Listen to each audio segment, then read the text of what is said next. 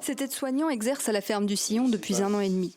Dans ce foyer d'accueil médicalisé pour adultes autistes, au printemps dernier, il va constater plusieurs dysfonctionnements et des pratiques douteuses. J'ai fait la découverte qu'une de mes résidentes sur l'unité où je travaille avait eu le pubis rasé et que non justifié, sans prescription médicale. Cette résidente a, comment dire, est rentrée en crise que je n'avais jamais vue, je ne l'avais jamais vue dans cet état-là. Sur un autre résident, il découvre des sédations injustifiées. Début juin, il est l'un des premiers à les signaler à sa hiérarchie. Mi-juin, j'ai écrit au CHSCT en relatant tous les faits que j'avais énoncés à monsieur le DRH. Et fin juillet, quand j'ai vu que la situation ne bougeait pas, j'ai donc fait un signalement au procureur de la République. Comme lui, d'autres salariés vont interpeller leur direction. Ils ont subi certaines pressions et ils ont tous préféré démissionner ou demander une rupture conventionnelle. Donc au total, 6 collègues de travail. L'Agence régionale de santé décide alors de mener une inspection dans cet établissement.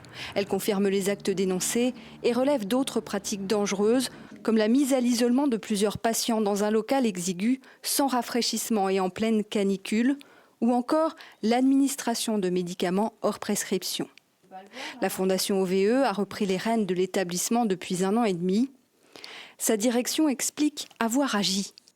Nous avions identifié qu'il y avait des difficultés et d'ailleurs, je dois dire que pendant le mois d'août, nous avions décidé de reprendre contact avec la pharmacie locale de Chaudet-Crotenay pour mettre en place un système où les piluliers soient préparés non pas par nos propres équipes, mais directement par la pharmacie locale.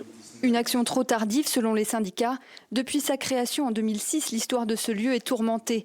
La ferme du Sillon a connu 10 directeurs en 10 ans.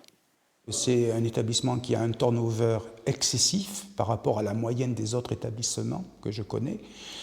Il y a eu de nombreux départs en rupture conventionnelle, il y a eu de nombreuses démissions et il y a eu aussi de nombreux arrêts maladie. Donc parfois, les salariés qui travaillent, ce sont des intérimaires qui arrivent aujourd'hui, qu'on n'est pas sûr de retrouver demain. Donc ce public n'aime pas non plus le changement. Il est très perturbé dès que les personnes qui s'occupent d'eux ou d'elles changent. Après plusieurs injonctions, l'Agence régionale de santé a décidé de mettre en place un administrateur provisoire. Désigné pour 6 mois, il a la lourde tâche de rétablir des conditions de travail et de vie apaisées.